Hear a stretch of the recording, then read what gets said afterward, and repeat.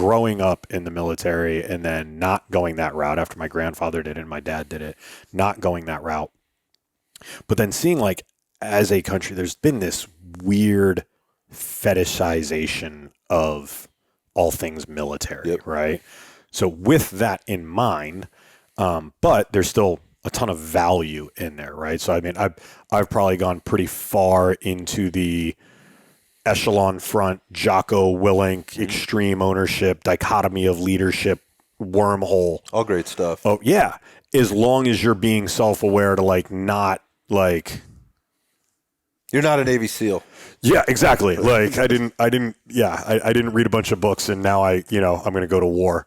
But man, there's a ton of value in that stuff, right? And again, it's what you see is like the military has all the same issues that your industry has. It has all the same issues that my industry has. There are people that get promoted very high up that are complete dipshits and have no idea what they're doing. And that resonates with me because my dad being very much like my dad.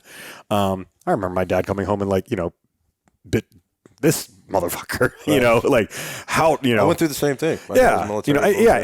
And so I appreciate it. But it's like, that's been a big thing for me. Like the last couple, I'll tell you what, here's what COVID's done for me. And I think I was telling you about this. Like I've always enjoyed reading, right? But it's time consuming. Like you've got to carve out time. I'm going to sit down and read. And again, in an ever busy world, finding time to just read is hard. And when podcasts and audiobooks started picking up, like, oh, that's really cool. So I'd be like, okay, I'm going to listen to a podcast when I'm driving. You can multitask, yeah.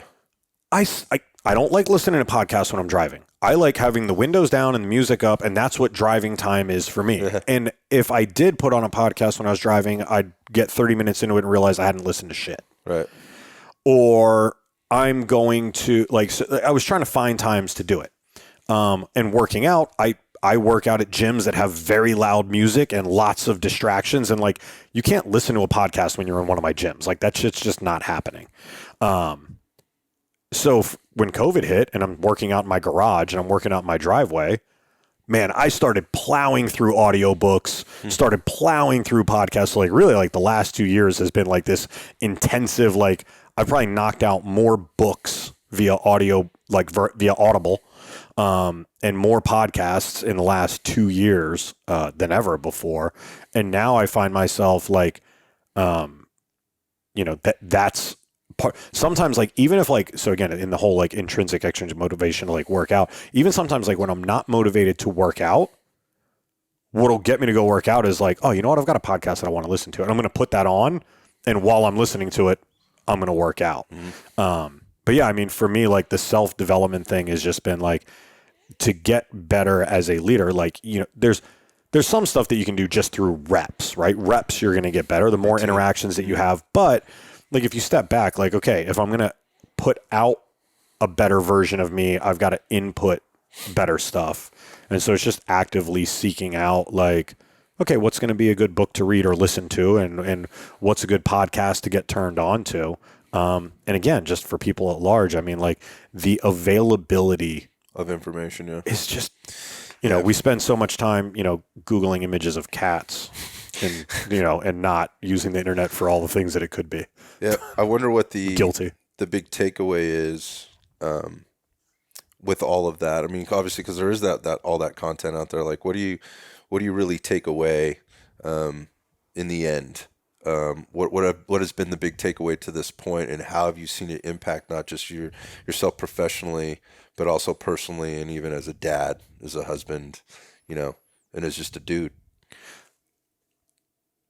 The taking ownership piece, right? And again, I think, in hindsight, that's always something that I think I've been good at, right? I was never a finger pointer and blame. Like I've always been able to, okay, like, yeah, good, this happened. What do I do next?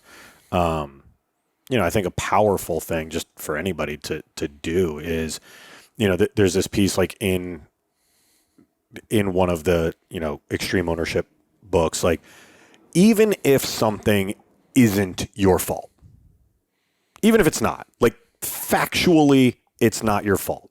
Step back from it and go, how could I make this my fault? How could I make this my fault? And then how would I impact it differently?